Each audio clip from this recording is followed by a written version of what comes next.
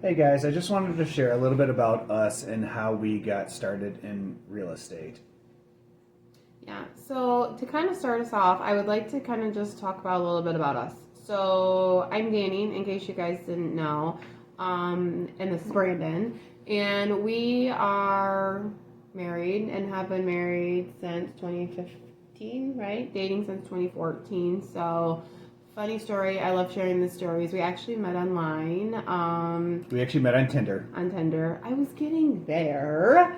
So we both swiped right, not left, and here we are. So it's always a kind of a fun story. We had a pretty fast dating history, engagement, and marriage, and then kids. Yeah. So we dated for about a month before we moved in together. Yeah, he took me to New York like a month after we started dating. I think that was like 2 weeks because it was my birthday, so yeah, and then we were engaged at something like 6 months.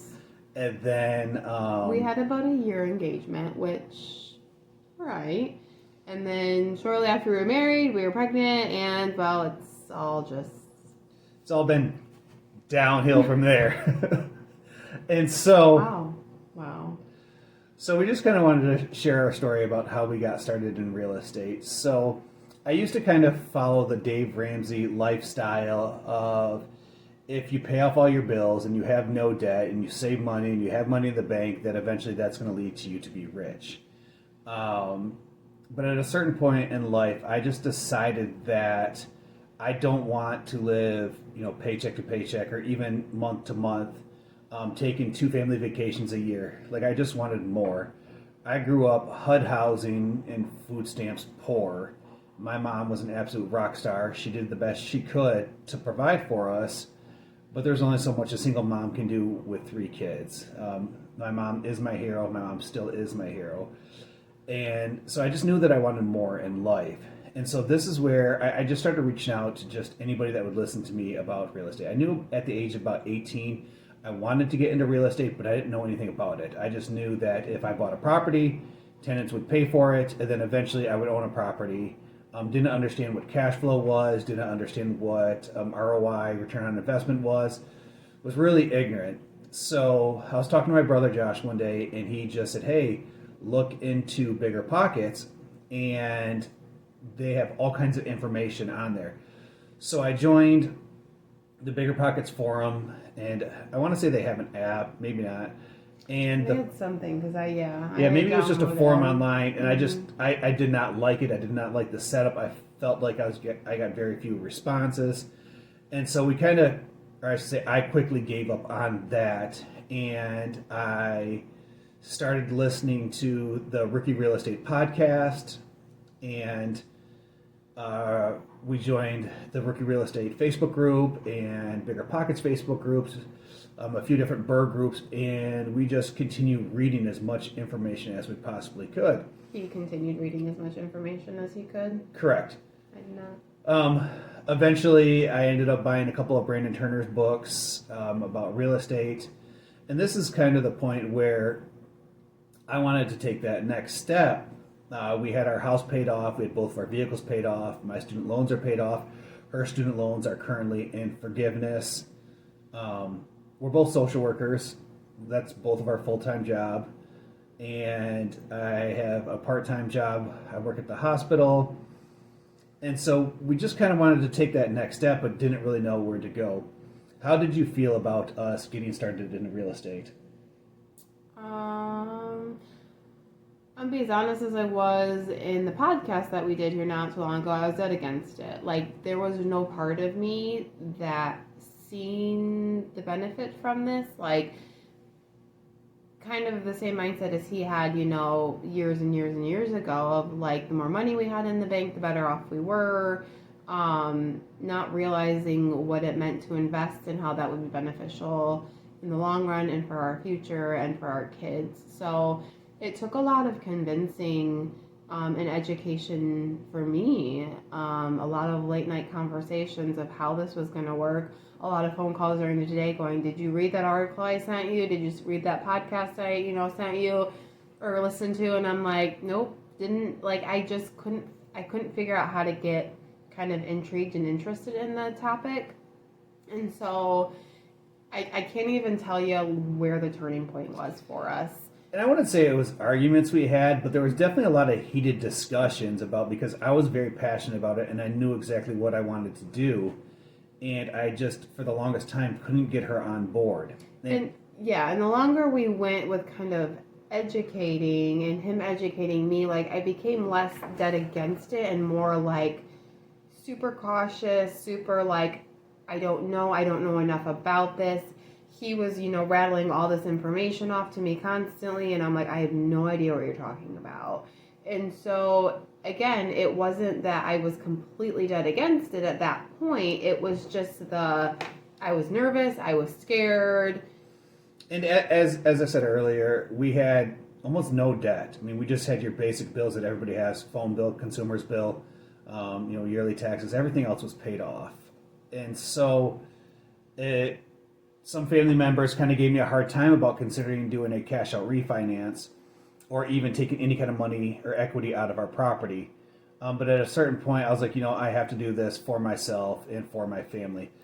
So we called about 25 different lenders to see which ones had like the best interest rates, which ones could best meet our needs, or what I considered our needs. And again, what I was looking for is something that I could communicate through either text message or email, because I didn't have time to answer phone calls. But if someone shot me a text message, hey, this is your current interest rate, or hey, this is where we're at in the loan process, that is something that I could respond in between visits for my job. And so spoke to a lender, and he kind of gave us two different options. He said you can get a cash out refinance for 30 years at 3.25%, or we could get a HELOC for 4.25% for 5 years, and then it would be an adjustable rate at that point. And so again, I did the best I could to educate myself, and I'm like, this is something I want to do. So by doing the cash out refinance, we were committed to real estate, because now we're paying interest on that full amount, which was 70%. I think they did an appraisal on our house. It came back right around 170. Yeah, 160 or 170. 170. And so the cash out refinance or the HELOC would have been at about 111K after you cover the different fees, the appraisal, the closing costs and stuff like that when you refinance. So we decided, like, okay, we're gonna jump all in, and just this is we jumped. Mm-hmm. This is what we're gonna do. And so we pulled out the 111K, and then we just started scouring for properties. The first property was actually brought to me by, well, let me back it up a little bit. So we went through a few different real estate agents that we weren't fans of. They weren't able to meet our needs. We would call to go see a property. They wouldn't be available. They were showing us properties that were outside of what our budget we were looking for. We just weren't happy. So I did a Google search, came up with somebody who had several good Google reviews. His name is Micah.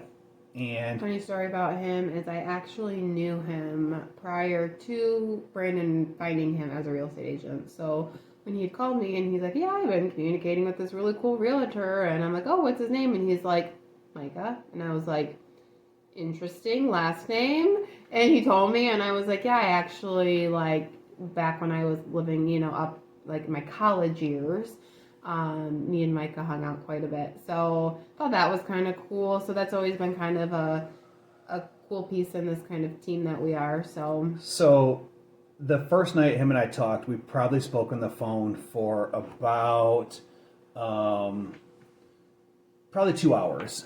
And that was just what I needed. I needed that confidence in that individual that they would be able to help support me in this process. And then not only that, but because he owned so many doors, I think he owned 100 doors at that point. Like, he just had the education, and then he had he helped me build my team. He was the one that helped set up the inspector, and just a few other aspects. So he actually brought us our first deal. It was off market. He was going to list it, but he's like, hey, I have this property. I haven't listed it yet. Do you want to come and see it? We went and seen it, and we're like, this is exactly what we're looking for. It was for $64K. It was a 3-bedroom. about 900 square feet, and we're like, yep, this is it. This is the property. Put an offer in. We did some negotiating. Actually, I want to say it was like 68K or something. We did some negotiating back and forth, yeah. and we settled on 64,000. And we're like, okay, now we're gonna go in there and we're gonna fix it all up, and this is what we're gonna do. So got it under contract, A great list to accomplish. closed, and we're set. We went and bought flooring, and we're like, this is what we're gonna do. One fine Saturday morning, we're like, all right, we're gonna go lay flooring.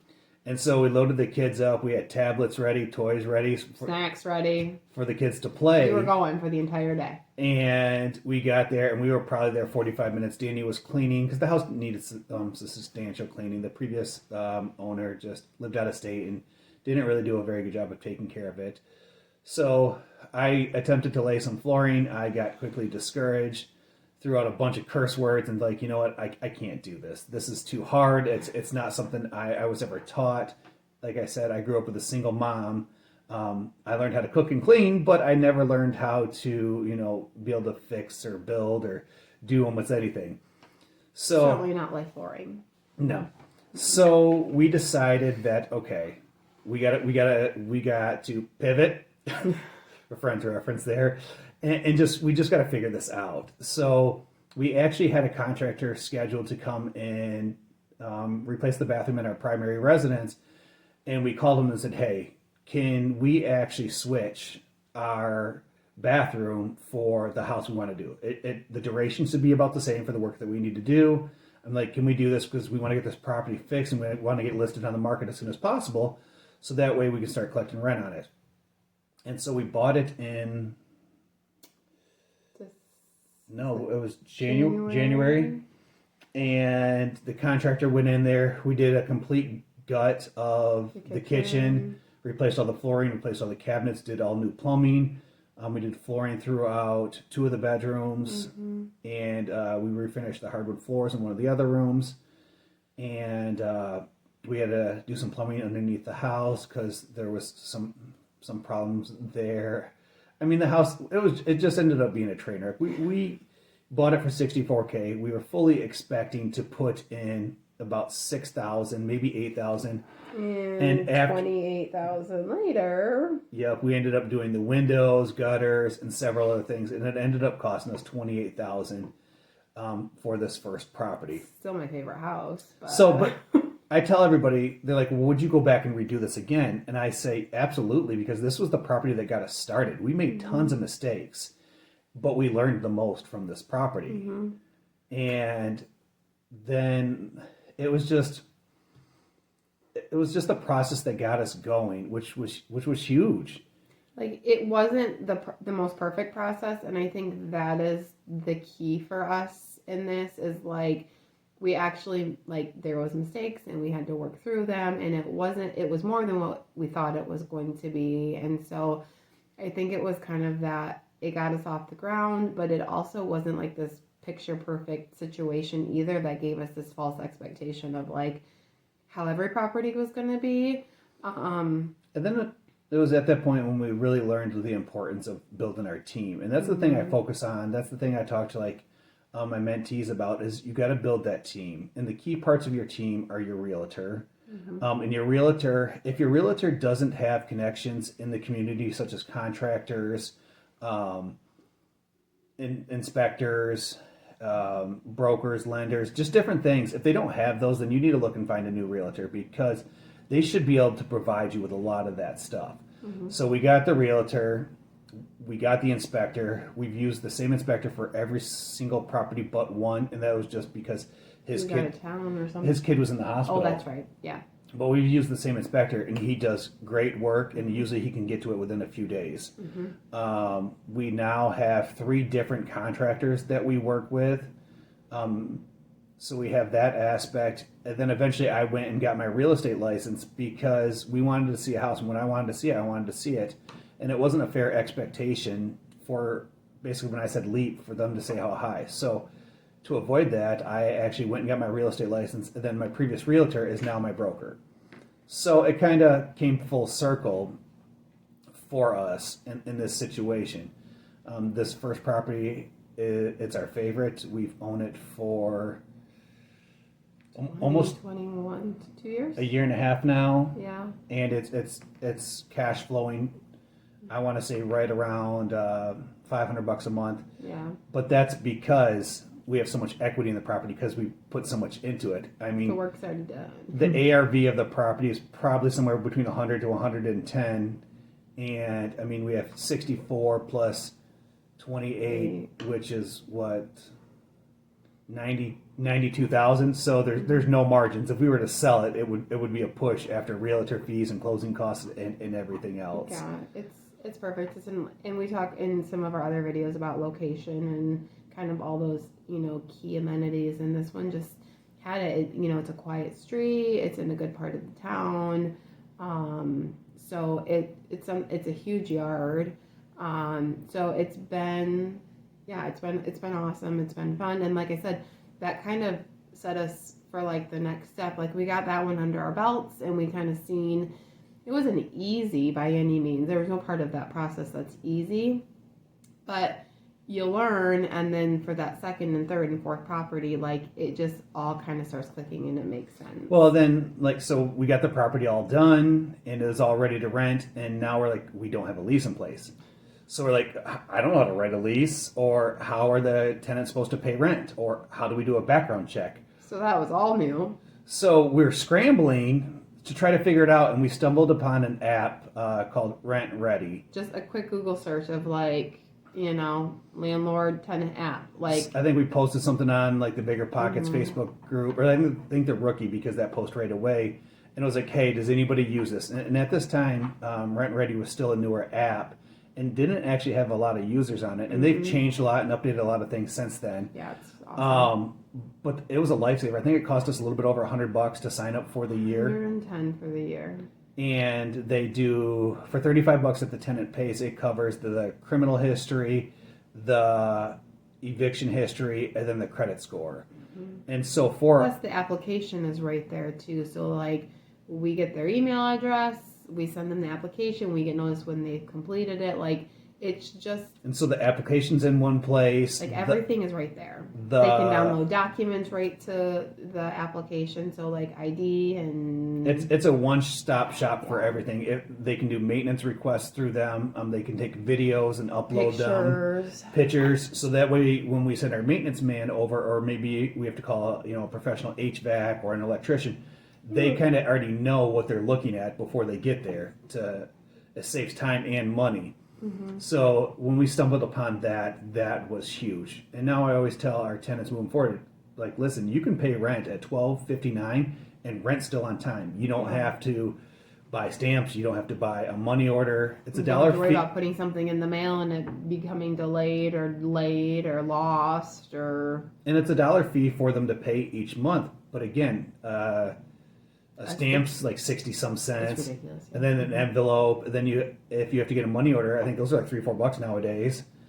And so it's just one of those things that made the process easier for both us and them. So we got the property ready. We got the software ready. We then had to figure out the lease. We found one online, and we researched, and we just kind of tweaked it. And I'll be honest, we've added something to the lease Every time. every rental we bought. Sometimes 2 or 3 things. We found something in there. There were certain legal things that we realized that has to be in a lease that's required. And then it's just certain things. I think we added a bed bug clause on there that the tenant's responsible. Insurance clause. Yep. If you want to opt out of renter's insurance, you have to initial it, just stating the fact that the importance of it. So it was just a huge learning process. And now we're a year and a half into this, we're still learning. Every day. We're still getting questions that we don't know how to answer. But the thing is, we've done it together. And we've worked together. I couldn't do this without her. So even though I'm the one working 70, 80 hours a week to provide the additional income for us to do this, if it wasn't for her packing my lunch in the morning and taking the boys to appointments and doing all the little things that just make my life easier, like we wouldn't be in this process.